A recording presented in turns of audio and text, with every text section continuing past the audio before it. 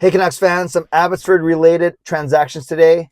Newly acquired Aatu Raty was called up, along with defenseman Guillaume Brisebois, and forward Phil Di Giuseppe is being sent down. I'm Canuck Clay, and this is my Canucks take all in one take.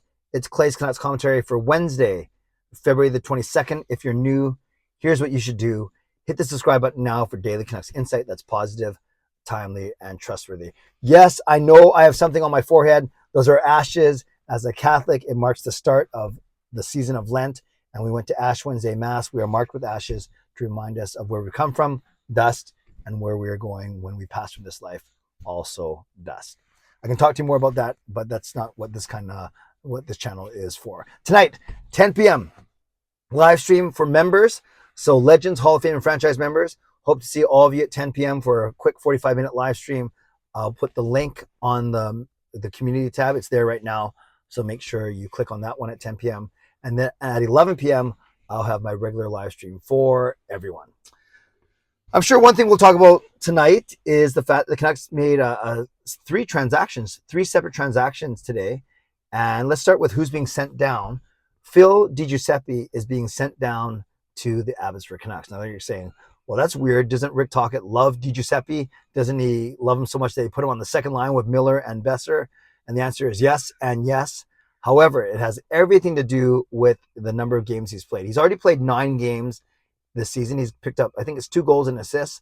So he's got 3 points in 9 games. Not bad. He's played well, worked hard, good along the boards, all those things. But as soon as you play game number 10, you then become waiver eligible. And if the Canucks were ever to try and send him back to Abbotsford for the rest of the season, he could get claimed on waivers. Now, the waiver rules aren't easy to understand. It depends on what age you are and what year you are in your contract and blah, blah, blah. Because Di Giuseppe's played 200 games in the NHL. So but in this season, because of where he started in Abbotsford, he could do 9 games up in Vancouver without having to clear waivers. Because the fact is, I think you put Phil Di Giuseppe on waivers right now, he is likely going to get claimed. So the Canucks don't want to have that risk. They also want him to be able to play for Abbotsford in their playoffs. So Phil Di Giuseppe sent down, despite having a pretty good showing over the past month with the Canucks. Coming up, the first one is Guillaume Brisebois. He has played a couple games here, a couple games there for the last 5 seasons for the Canucks.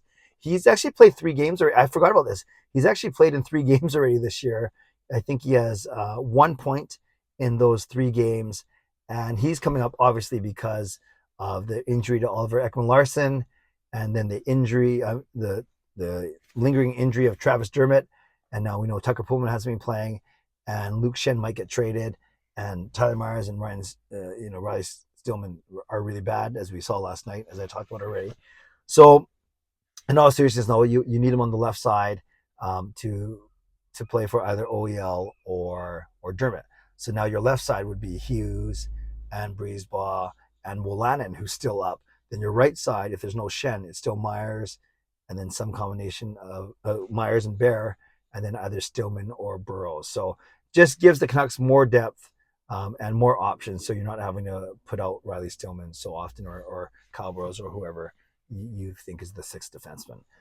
And then the one that's really intriguing to everyone is Aatu Raty. We know that Raty is the 21-year-old who was acquired in the blockbuster Bo Horvat trade at the end of January.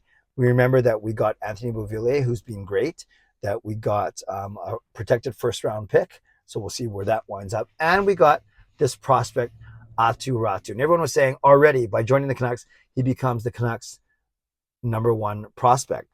Now, he hasn't really lit Abbotsford on fire. I believe he has 1 assist in 8 games, but I'm not going to freak out too much at a lack of production there. I'm sure a lot of it was getting acclimated to his new teammates, the new system, building chemistry, all those things. But a little bit surprising to me that he's getting the call up over someone like Linus Karlsson or any of the forwards, actually, that are down in Abbotsford right now. Now, obviously, you have to make room on the roster, so that's why the fact that Di Giuseppe is going down, the Canucks had to call someone up.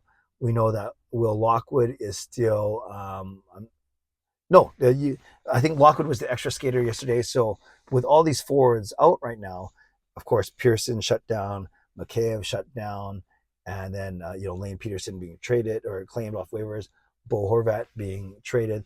There's a lot of room up top.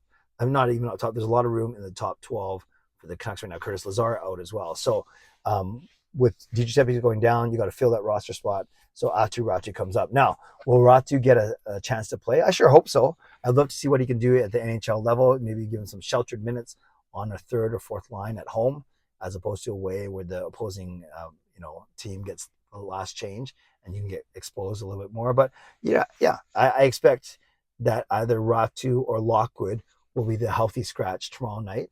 And maybe the other guy gets it, unless the guy's amazing. Maybe the other guy will get a chance to play on Saturday against Boston, Thursday nights against St. Louis, Saturday nights against Boston. I don't think you bring Raty up just to have him sit in the press box. Yes, he'll get to practice with the big club, but I'm pretty confident that we'll see him in the lineup over the next 2 games. Same with Brisebois. I expect to see him in the lineup over the next 2 games as well. Someone I'm not sure if we're going to see in the lineup is in the next 2 games is Thatcher Demko. The Canucks did not practice today, so maybe he did some work off ice. But we'll see if Demko ends up backing up tomorrow against St. Louis and then starting on Saturday against Boston, which might be a bit of an aggressive timeline, but I think a lot of people are eager to see Demko play. And you know that Boston will be a really good test for him. So we will have to track that as well. So would love your thoughts, Canucks fans, on these 3 transactions. Once again, Di Giuseppe sent down, Brisebois and Raty brought up. Still waiting on to see when Thatcher Demko plays. And the biggest news that I talked about yesterday, both in my quick short and my live stream, is we're still awaiting news about Luke Schenn. Where is he going to get traded to, and how much are we going to get back from him? So a lot of things. I think there's going to be very exciting 10 days for the Canucks as we look ahead to next Friday's trade deadline. To me, I think Pettersson and Hughes are your only untouchables. Maybe Demko's kind of half untouchable, but the rest of the players are fair game. And I can't wait. I'm looking forward to see what this management team does. Shout out to my sponsors, Van City Experts Real Estate, Perform and Transform Personal Training Weight Loss. Thank you, legendary Lucas Gates, legendary Justin Credible, legendary Andrew Chang, and Hall of Fame franchise members. Don't forget, we have that members live stream at 10 p.m. tonight. You can see the link on my community tab right now. Thanks to all of you for watching, for supporting me. Always appreciate you. Never take you for granted. So as always, subscribe if you'd like to. Like this video if you like to, leave a donation, become a member, upgrade your membership if you like to, and definitely leave a comment down below if you like to. Your thoughts on Di Giuseppe's play, your expectations for Brisebois, and more importantly, for Aatu Raty. Okay, friends, stay safe, stay healthy, take care of yourselves, and take care of each other. Hope to see you tonight, either at 10 p.m. if you're a member, and or at 11 p.m. general public. Stay safe, stay healthy, take care of yourselves, and take care of each other. God bless, and go Canucks go.